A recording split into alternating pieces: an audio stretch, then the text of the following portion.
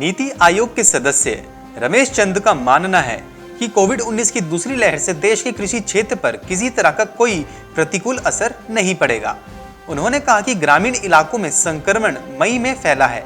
उस समय कृषि से संबंधित गतिविधियां बहुत कम होती हैं। रमेश चंद ने कहा कि अभी सब्सिडी, मूल्य और प्रौद्योगिकी पर भारत की नीति बहुत ज्यादा चावल, गेहूं और गन्ने के पक्ष में झुकी हुई है। उन्होंने इस बात पर जोर दिया कि देश में खरीद और एमएसपी पर नीतियों को दलहनों के पक्ष में बनाया जाना चाहिए। नीति आयोग के सदस्य ने कहा कि ग्रामीण इलाकों में कोविड-19 संक्रमण मई में फैलना शुरू हुआ था। मई में कृषि गतिविधियां काफी सीमित रहती हैं, विशेष रूप से कृषि जमीन से जुड़ी गतिविधियां। उन्होंने ये भी कहा कि मई में किसी फसल की बुआई और कटाई नहीं होती, सिर्फ कुछ सब्जियों तथा ऑफ सीजन फसलों की खेती होती है।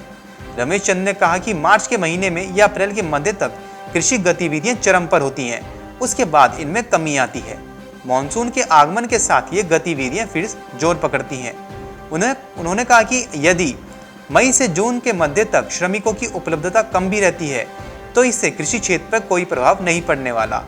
उन्होंने ये भी कहा कि शहरी क्षेत्रों में कोविड-19 के मामले बढ़ने की वजह से श्रमिक अब ग्रामीण इलाकों का रुख कर रहे हैं।